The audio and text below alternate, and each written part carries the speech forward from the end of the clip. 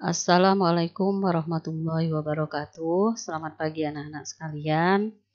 Hari ini kita akan kembali belajar ilmu pengetahuan alam untuk IPA kelas 8.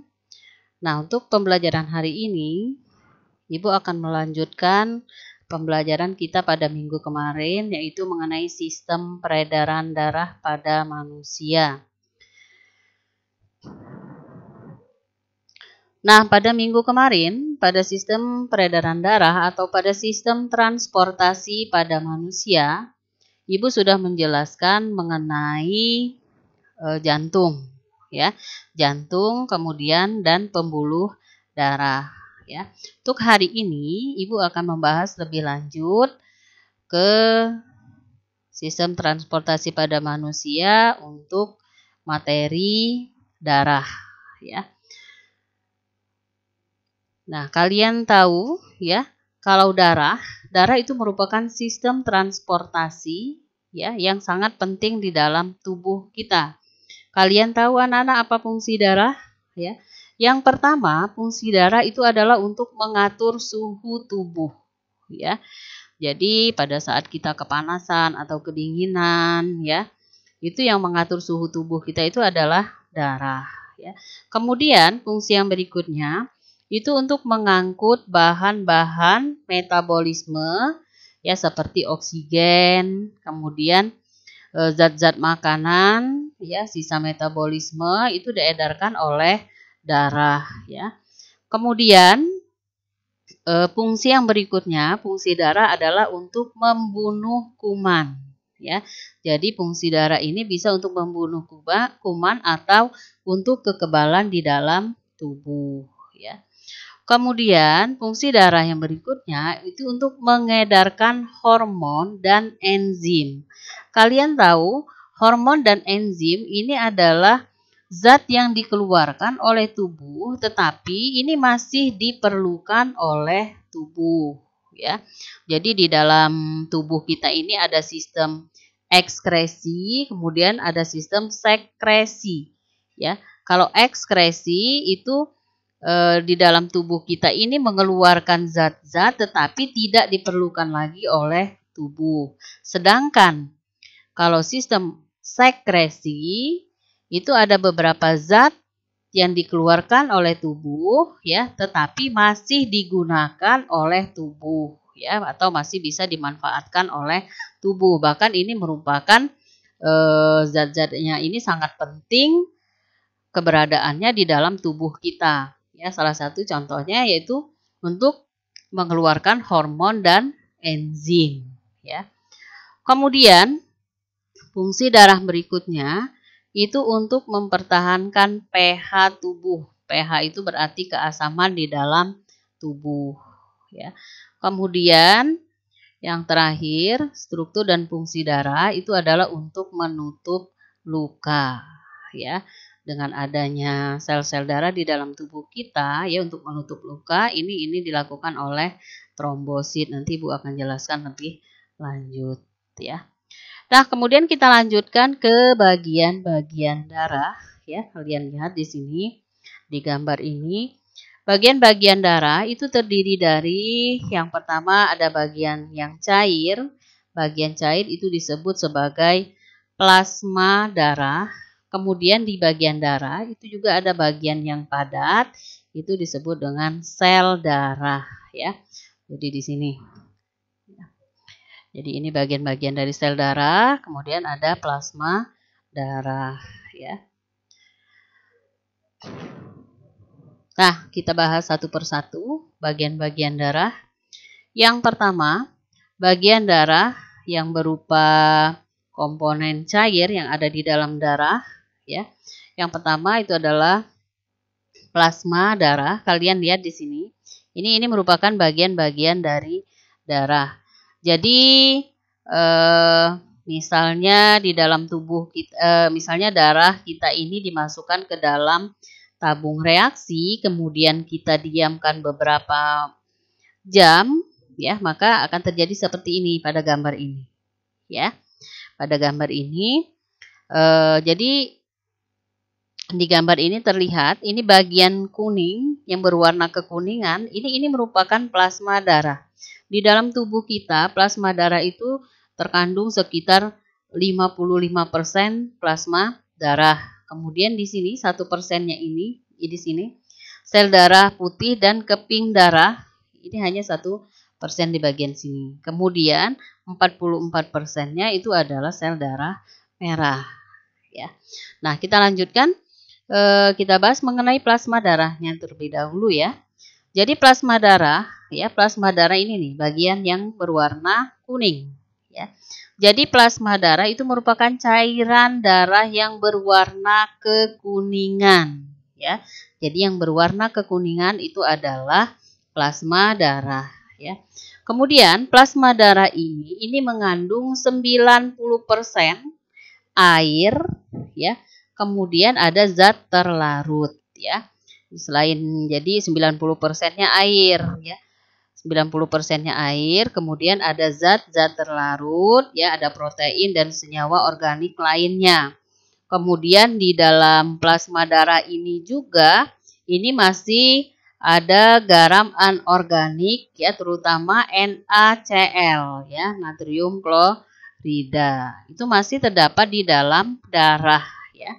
Karena di dalam darah ini mengandung NaCl ya, sehingga di darah itu ya sebenarnya NaCl itu merupakan garam ya. Garam, natrium klorida itu adalah garam. Jadi di dalam plasma darah kita, di dalam cairan darah itu juga mengandung NaCl. Kemudian selain mengandung NaCl juga tadi mengandung protein ya. Jadi di dalam plasma darah selain ada air, 90%-nya air, kemudian protein dan senyawa organik lainnya, juga ada garam NaCl ya, ada juga protein. Nah, protein darah itu berupa albumin, globulin, dan fibrinogen ya. Dan tadi Ibu sebutkan ada beberapa zat terlarut ya, ada juga zat terlarut di dalam air ya, itu berupa misalnya zat makanan, kemudian mineral, hormon, kemudian antibodi, kemudian ada zat sisa ya, zat sisa misalnya ada urea, kemudian ada karbon dioksida. Kemudian di dalam darah juga itu mengandung zat pembeku ya. Zat pembeku itu berupa fibrinogen ya. Fibrinogen ini fungsinya untuk pembekuan darah, nanti yang akan membentuk benang-benang fibrin. Nanti Ibu akan jelaskan lebih lanjut ya. Kemudian di dalam plasma darah juga ada serum ya. Serum itu adalah cairan kuning ya, cairan kuning yang telah dipisahkan dari fibrinogen, dan di cairan kuning ini mengandung antibodi ya. Jadi kalau misalnya kalian perhatikan, kalau pada saat kalian luka itu nanti sebelum kering biasanya akan keluar cairan-cairan kuning. Jadi dia ini mengandung antibodi. Nah, apa fungsi plasma darah ya? Jadi fungsi plasma darah ini untuk mengatur tekanan osmotik di dalam darah ya. Kemudian untuk membawa zat makanan ke seluruh tubuh dan mengangkut sisa metabolisme dari tubuh ya. Jadi yang berfungsi untuk membawa zat makanan dan mengedarkannya ke seluruh tubuh itu dilakukan oleh plasma darah ya.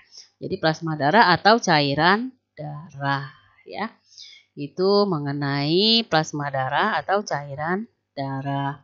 Nah, kemudian kita lanjutkan, Ibu bahas untuk ke bagian padat ya, bagian padat yang terdapat di dalam darah. Apa saja yang terdapat di dalam darah yang merupakan komponen padat darah ya.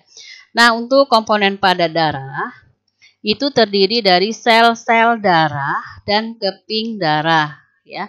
Jadi sel-sel darah itu meliputi sel darah merah, kemudian sel darah merah atau disebut dengan eritrosit, kemudian sel darah putih ya atau leukosit, kemudian keping darah atau trombosit. Nah, secara garis besarnya terlebih dahulu ya, Fungsi dari sel darah merah atau eritrosit itu untuk mengangkut oksigen. Kemudian sel darah merah itu untuk pertahanan tubuh. Dan keping darah atau trombosit itu untuk proses pembekuan darah jika terjadi luka. Ya. Nah, Ibu bahas satu persatu. Yang pertama, kalian perhatikan di gambar. Gambar ini merupakan gambar sel darah merah, ya, sel darah merah atau eritrosit. Jadi gambar ini dilihat dari berbagai sisi, dari depannya ada, yang dari samping ada, ya. Kemudian kelihatan dari atas juga ada, ya. Jadi ini gambar dari sel darah merah, ya. Nah, sel darah merah ini merupakan sel darah yang jumlahnya paling banyak, ya, di dalam tubuh kita, ya. Jadi di dalam tubuh kita tadi kan ada sel darah merah atau eritrosit, kemudian ada leukosit atau sel darah putih, dan trombosit atau keping darah. Nah, di dalam tubuh kita yang terbanyak itu adalah sel darah merah, ya. Nah, sel darah merah itu di dalam tubuh kita itu dalam 1 mm kubik itu bisa mengandung 5 sampai 6 juta eritrosit. Jadi di dalam tubuh kita itu bisa sampai 5 atau 6 juta eritrosit, ya. Nah, eritrosit ini atau sel darah merah ini dia dibentuknya di sumsum tulang, ya. Jadi dibentuknya di sumsum tulang belakang dan tulang pipa. Ya. Nah, ciri-cirinya kalian perhatikan di gambar ini.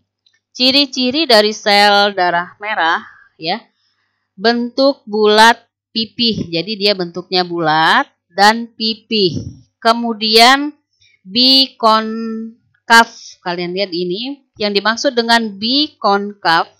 Bikonkaf itu bentuknya jadi dia ada bagian cekungnya pada kedua sisi. Jadi kedua sisi depan dan sisi belakang itu dia berbentuk cekung. Makanya disebut sebagai bikonkaf. Konkaf itu cekung, bi itu 2. Berarti dua sisinya dia memiliki cekungan, ya. Nah, kemudian ciri dari sel darah merah yang lain itu tidak berinti. Jadi dia tidak ada inti sel, ya. Kemudian sel darah merah itu berwarna merah. Jadi sesuai dengan namanya berwarna merah atau eritrosit.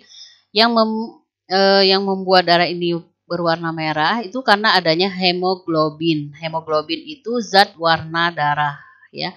Zat warna darah yang ada di dalam darah kita itu berwarna merah.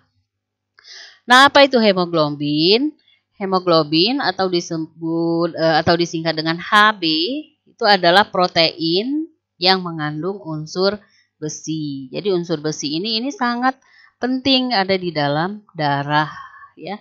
Jadi kalau di dalam tubuh kita kekurangan unsur besi, maka tubuh kita akan terasa lemas, ya. Kemudian hemoglobin ini fungsinya untuk mengikat oksigen, ya. Jadi kalau pada saat tubuh kita kekurangan Hb atau hemoglobin, jadi yang mengikat oksigennya akan semakin sedikit sehingga orang itu akan menjadi lemas, ya. Kemudian Hb atau hemoglobin ini mengikat oksigen untuk membentuk oksihemoglobin. Jadi di dalam darah kita itu nanti akan mengandung oksigen, ya. Itu ciri-ciri dari sel darah merah, ya. Kemudian Ibu lanjutkan ke bagian padat di dalam darah. Yang kedua itu adalah sel darah putih, ya. Sel darah putih atau disebut dengan leukosit, ya.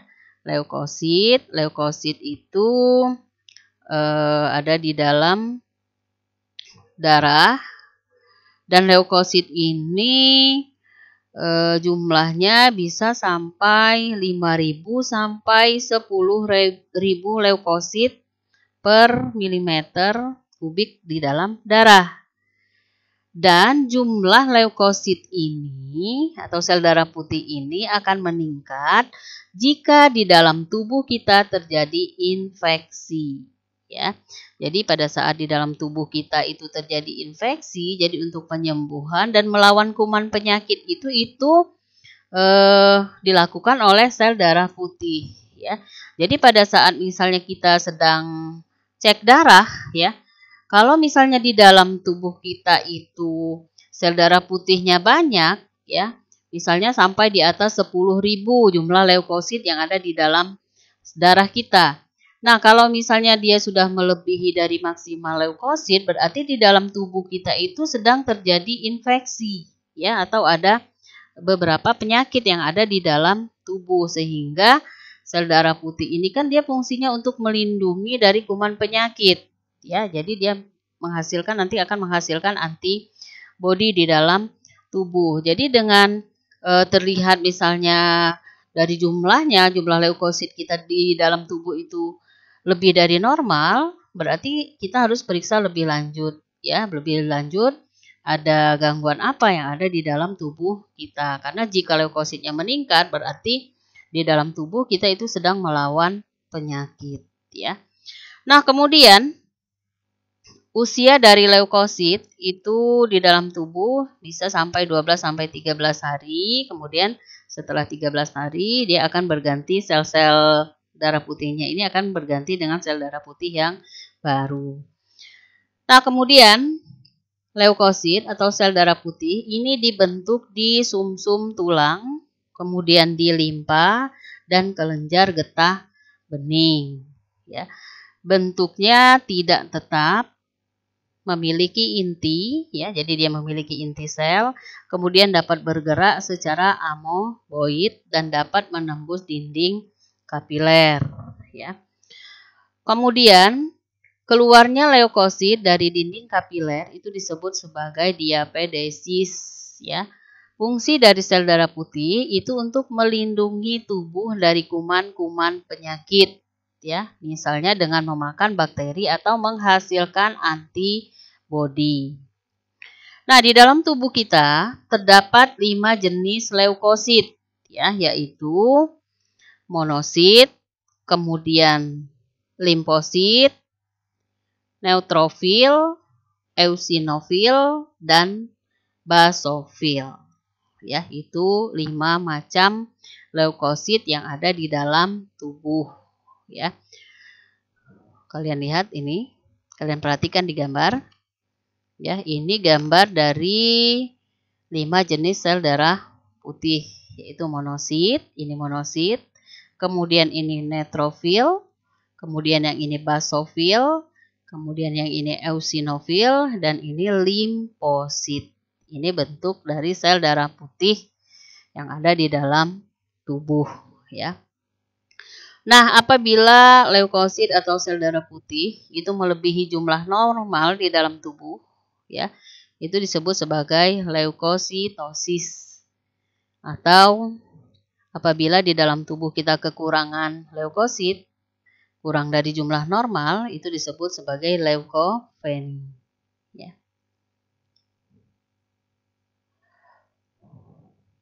Nah, kita lanjutkan ke yang berikutnya, bagian darah yang berbentuk padat, yaitu keping darah atau trombosit, ya. Nah, trombosit ini merupakan fragmen yang berdiameter 2 sampai 3 mm. Bentuknya tidak teratur, kemudian tidak ada inti sel, ya. Nah, di dalam tubuh kita itu bisa berusia dari 7 sampai 9 hari. Kemudian kalau udah 7 sampai 9 hari dia akan berganti dengan keping darah atau trombosit yang baru, ya. Kemudian jumlah dari trombosit atau keping darah di dalam tubuh yaitu bisa 250.000 sampai 400.000 per milimeter kubik darah. Fungsi dari trombosit, ya, fungsi dari trombosit yang pertama itu untuk mencegah kehilangan darah. Jadi pada saat terjadi luka di dalam tubuh, ya, jadi untuk mencegah darah terus mengalir itu adalah trombosit. Jadi trombosit itu adalah untuk membekukan darah, ya. Kemudian trombosit ini digunakan sebagai sarana untuk mempermudah dalam penyembuhan luka tadi, ya. Kemudian trombosit juga itu mempunyai peran sebagai sarana untuk melawan virus. Nah, ini kalian perhatikan di sini, ini adalah gambar trombosit atau keping darah. Nah, bagaimana proses pembekuan darah yang terjadi di dalam tubuh kita? Misalnya tubuh kita itu sedang mengalami luka, ya. Jadi yang pertama, trombosit itu pecah, ya. Trombosit pecah. Tadi akan mengeluarkan enzim trombokinase, ya. Enzim trombokinase, kalian lihat panahnya, ya. Jadi trombosit pecah ini akan mengeluarkan enzim trombokinase. Kalian lihat panahnya, nih. Ini enzim trombokinase. Enzim trombokinase itu adalah enzim yang mengaktifkan protrombin, ya. Nah, enzim ini nanti akan mengubah protrombin, ya. Akan mengubah protrombin menjadi trombin, ya. Nah, yang mengubah protrombin menjadi trombin ini dengan bantuan ion kalsium. Kalian lihat di sini Ca2+, ya. Jadi ion kalsium, kemudian vitamin K, ya. Sehingga vitamin K itu sangat penting ada di dalam darah, ya. Jadi kalau tidak ada ke tubuh kita kekurangan vitamin K, maka proses pembekuan di dalam darah kita pun tidak akan berlanjut dengan cepat, ya. Makanya kalsium dan vitamin K itu sangat penting ada di dalam darah. Karena kalsium dan vitamin K ini yang membantu untuk mengubah protrombin menjadi trombin. Nah, kemudian jadi di trombin ini akan merangsang fibrinogen, ya, fibrinogen atau protein fibrinogen itu untuk menghasilkan benang-benang fibrin, ya. Jadi trombin akan menghasilkan fibrinogen yang kemudian akan menghasilkan benang-benang fibrin. Nah, kumpulan benang ini yang akan membentuk struktur seperti jala yang dapat menjaring sel darah merah sehingga tidak keluar dari pembuluh darah yang terbuka, ya. Jadi yang menutup sel darah merah supaya tidak keluar pada saat kita sedang luka, ya. Jadi kumpulan benang-benang tadi yang dibentuk oleh benang-benang yang ada di bagian fibrin, ya. Jadi itu proses pembekuan darah pada saat seseorang itu sedang luka, ya. Nah, kemudian kalian lihat di tabel. Ini di tabel ini adalah perbedaan eritrosit, kemudian leukosit dan trombosit, ya. Jadi perbedaan antara sel darah merah, sel darah putih dan keping darah, ya. Kita lihat perbedaan yang pertama. Tempat produksi. Tempat produksinya kalau eritrosit diproduksi di sumsum tulang. Kalau leukosit diproduksi di sumsum tulang dan limpa. Kemudian kalau trombosit dibentuk di sumsum tulang. Jumlah, ya. Jumlahnya di dalam tubuh, ya. Kalau eritrosit 5 juta per milimeter kubik, kalau leukosit 7.000 per milimeter kubik, kemudian kalau trombosit 250.000 per milimeter kubik. Jadi yang terbanyak di dalam tubuh kita itu sel darahnya adalah sel darah merah, ya. Kemudian ukurannya ini 7,5 mikrometer, kemudian ini 5 sampai 9, yang ini 2 sampai 4. Kemudian bentuk, ya. Bentuk eritrosit itu bulat, pipih dan bikonkav. Jadi cekung di bagian depan dan bagian belakang.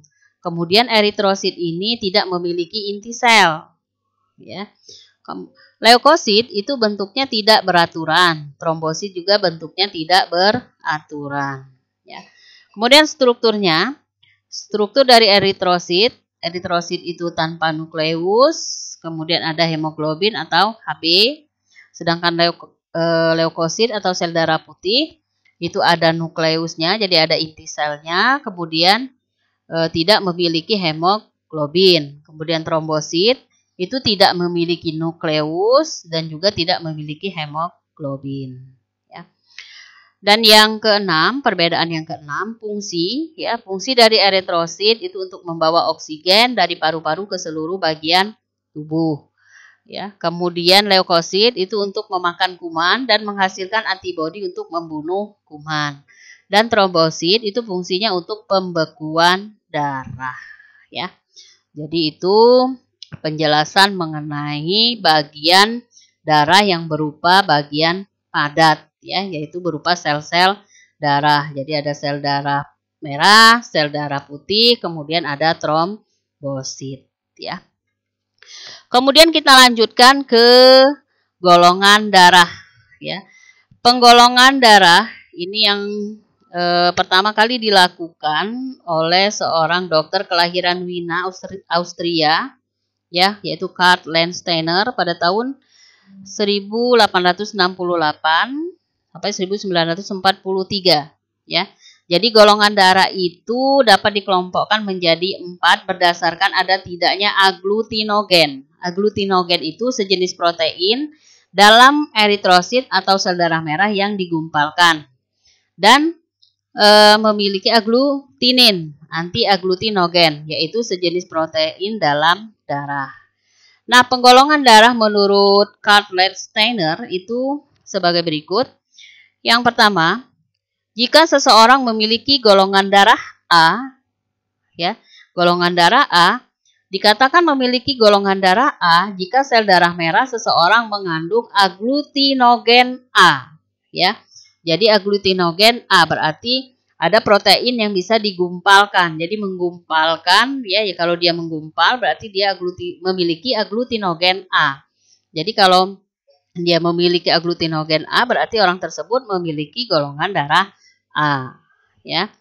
Kemudian golongan darah B. Dikatakan seseorang itu memiliki golongan darah B jika sel darah merah seseorang itu mengandung aglutinogen B, ya. Kemudian golongan darah AB. Jika sel darah merah seseorang mengandung aglutinogen A dan aglutinogen B. Ya, jadi dia memiliki aglutinogen A dan aglutinogen B. Kemudian yang terakhir, ya, jadi seseorang bisa dikatakan memiliki golongan darah O jika di dalam sel darah merah seseorang itu tidak mengandung aglutinogen A dan aglutinogen B. Ya, kalian lihat di sini di tabel ini. Ini golongan darah. Ya, jadi dikatakan dia memiliki golongan darah A tadi ini, kalian lihat di sini nih, yang berwarna ungu, ini adalah aglutinogen A. Jadi kalau dia memiliki aglutinogen A berarti dia bergolongan darah A. Kemudian kalau dia memiliki aglutinogen B, nih yang berwarna biru, ya berarti dia merupakan golongan darah B. Kalian di sini, lihat di samping sini. Nah, kemudian untuk golongan darah AB, jadi dia memiliki keduanya. Ya, jadi dia ada aglutinogen A dan ada aglutinogen B. Sedangkan untuk golongan darah O, dia tidak memiliki aglutinogen. Jadi kalau dia tidak memiliki aglutinogen, berarti orang tersebut merupakan bergolongan darah O. Ya. Nih ya, tadi ya seperti ini. Kalau kalian cek darah, mungkin perawatnya akan memberikan hasil cek darah yang seperti ini. Nah, kita lanjutkan ke transfusi darah. Ya, transfusi darah, kalian tahu apa transfusi darah? Ya, transfusi darah itu adalah pemasukan darah ke dalam tubuh. Ya, proses pemasukan darah ke dalam tubuh. Jadi di dalam transfusi darah ini ada orang yang memberikan darah, untuk selanjutnya disebut dengan pendonor atau donor. Dan orang yang menerima darah itu disebut sebagai resipien, ya.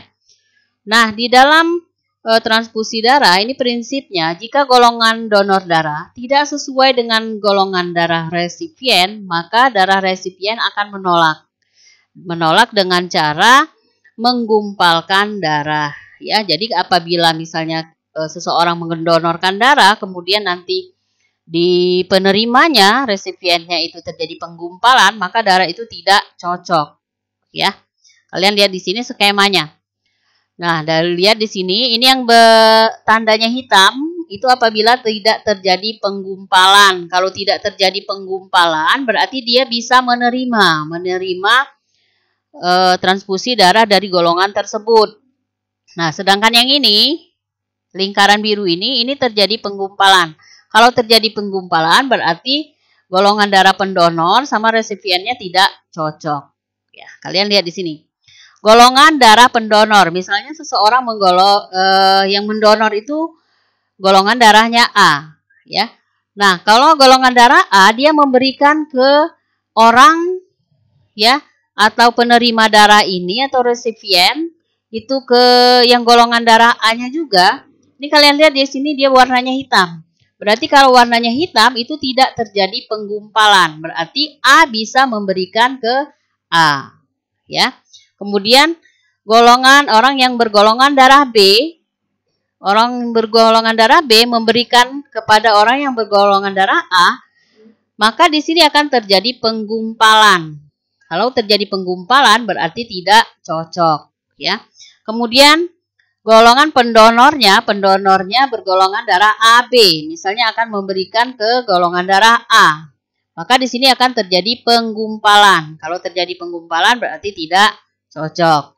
Kemudian golongan pendonor, misalnya orang yang mendonorkan darah itu O, itu akan memberikan ke orang yang golongan darahnya A. Ini tidak terjadi penggumpalan, ya. Jadi golongan darah O bisa memberikan ke orang yang golongan darah A. Selanjutnya kita lihat di sini untuk golongan darah A. Kalau misalnya orang pendonornya A memberikan ke B, maka akan terjadi penggumpalan, berarti tidak cocok. Kemudian pendonornya B akan memberikan ke golongan darah B, tidak terjadi penggumpalan, berarti cocok. Kemudian golongan darah AB akan memberikan ke B, akan terjadi penggumpalan, berarti tidak cocok. Kemudian O bisa memberikan ke golongan darah B, ya. Nah, kemudian kalian lihat di sini untuk penerima atau penerima darah yang bergolongan darah AB. Jadi resipiennya AB. Nah, resipien AB ini bisa menerima golongan darah pendonor dari golongan darah apapun, ya. Jadi AB ini bisa menerima dari golongan darah A, darah B, dari AB dan O. Jadi dia menerima dari semua golongan darah, ya. Kemudian golongan darah O. Nah, kalian di sini lihat di sini golongan darah O ini hanya menerima dari golongan darah O, ya. Jadi yang paling bisa untuk memberikan ke semua darah itu adalah golongan darah O, tetapi yang bisa menerima semua golongan darah itu adalah A, B. Jadi kalian perhatikan ya di gambar ini, ya, di skema ini. Nah, kemudian kita lanjutkan ke yang berikutnya, yang sangat penting juga ada di dalam darah, yaitu limfa. Limfa, kalian lihat limfa itu berbeda dengan limpa. Nanti ada dua macam limfa di sini, ada limfa atau kura dan tonsil, ya. Yang pertama, limfa atau getah bening adalah cairan bening yang berwarna sedikit kekuningan yang berasal dari plasma darah yang keluar dari pembuluh darah. Jadi susunan limfa ini mirip dengan plasma darah. Dia mengandung leukosit atau sel darah putih, fibrinogen, serta trombosit. Nah, limfa dari jaringan tubuh akan kembali ke darah melalui pembuluh limfa. Limfa ini masuk ke dalam pembuluh kecil yang ujungnya terbuka, disebut dengan pembuluh limfa. Jadi pembuluh limfa itu kalian lihat di gambar ini, nih, ini pembuluh limfa yang ada di dalam tubuh, ya. Kemudian kita lanjutkan ke limpa.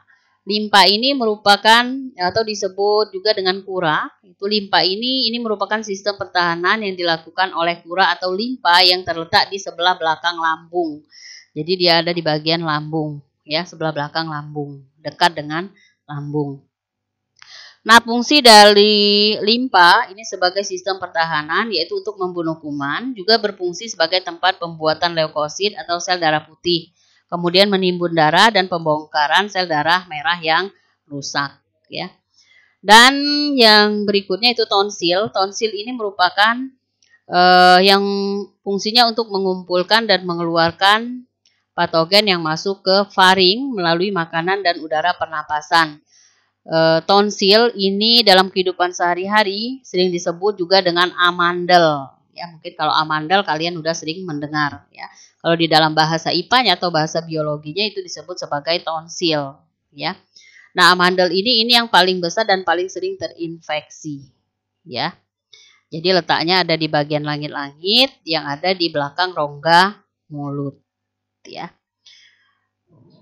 Jadi ini pembahasan Ibu hari ini, ya, mengenai darah, bagian-bagian darah, kemudian limfa, kura, dan tonsil, ya. Kalian pelajari lagi di rumah. Kemudian kalian kerjakan latihan soal yang ada di dalam video ini, ya. Yang pertama, gambarlah struktur sel darah, eritrosit, leukosit, dan trombosit. Kemudian buatlah skema transfusi darah dan beri penjelasannya. Jadi buat skemanya, kemudian beri penjelasannya. Ibu akhiri penjelasan Ibu hari ini. Wassalamualaikum warahmatullahi wabarakatuh. Selamat belajar.